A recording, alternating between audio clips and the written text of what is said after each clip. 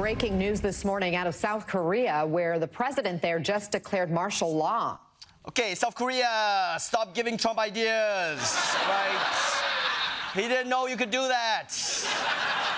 I don't even know what martial law in South Korea looks like. I mean, do they wheel this doll out and whoever moves gets shot?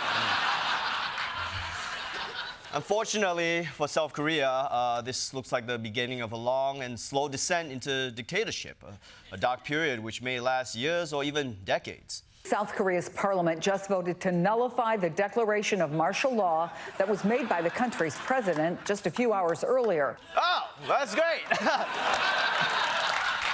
Good old Asian efficiency.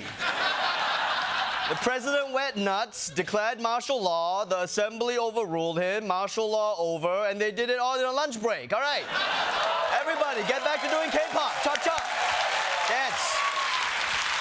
Another incredibly controversial Trump administration nominee, Kash Patel, has been nominated to head the FBI.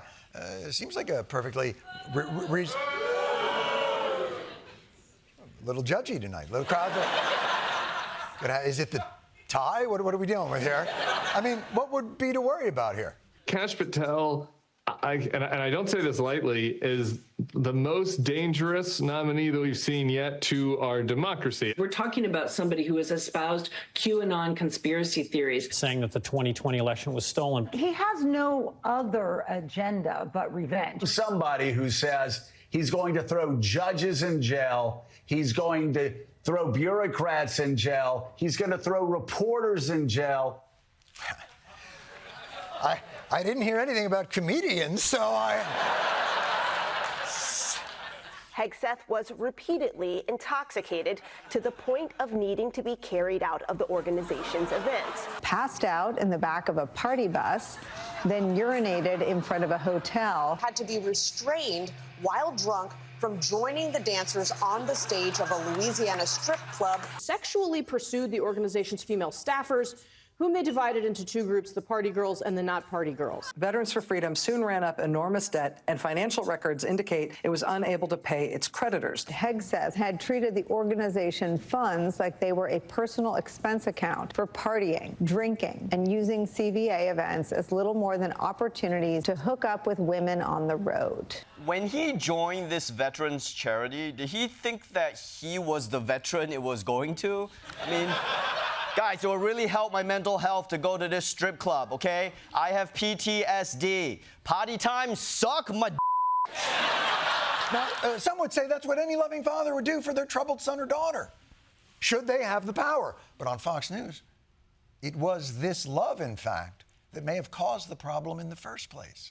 My dad always told me, Ainsley, if you get arrested, don't call me. I'm not your first phone call. I'm leaving you in there. Not only the worst president in U.S. history, but also the most corrupt. This entire administration has been nothing but a sham. He and his family are so full of slime that Nickelodeon is going to sue for trademark infringement. F you, Joe Biden. You, Joe Biden? Megyn Kelly, who do you think you are? Me?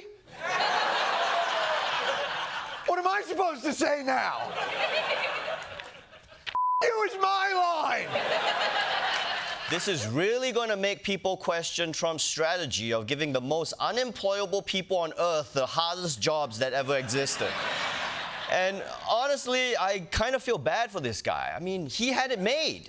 A cushy job on Fox News, a side hustle selling macho garbage on right-wing Instagram, a loving third family. And then Trump comes along and offers him a job, and now his life is kind of f***ed up. I mean, who could have seen that coming other than Matt Gaetz, Mike Pence, Rudy Giuliani, Michael Cohen, and everyone else Trump has ever come into contact with?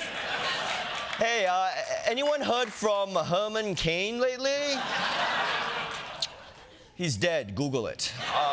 The announcement sparking massive protests in Seoul. This woman's confrontation with an armed soldier going viral as she screams, "Aren't you embarrassed?" at him. Holy shit, she knows that's a gun, right? She's grabbing it like it's a thing that doesn't shoot bullets. She's like, is this a vacuum cleaner? What's this button do? I want to see it.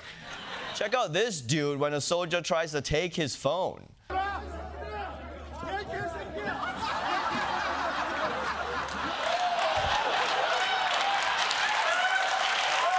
Okay. Police looking for the man who gunned down the CEO of United Healthcare. The words deny, defend, and depose were on the shell casings at the scene of the shooting. This could be a reference to what's called the 3 Ds of insurance, made by critics of the health insurance industry. To write something on something this small, and I mean, John, picture how you would try to do that. Would you take a fine point Sharpie? Would you try to scratch it in? Would you train a mouse to write on it with some kind of mouse crayon? I mean, who gives a how he wrote it? It's not important how he wrote it. What's important is that he wrote it, okay? This guy knows that there's so many bullet casings on the streets of New York, and he wanted to make sure we knew which ones were his, right? And now, yeah, I don't know if we should be applauding that. New questions after an airport security breach. Federal investigators are looking into how a stowaway boarded a flight from New York to Paris at the height of holiday travel. Svetlana Dali managed to bypass the document check podium as well as the gate agent before boarding Delta Flight 264 from JFK to Charles de Gaulle Airport. Dali was caught when a flight attendant noticed that she was going from bathroom to bathroom because she didn't have a seat on the plane.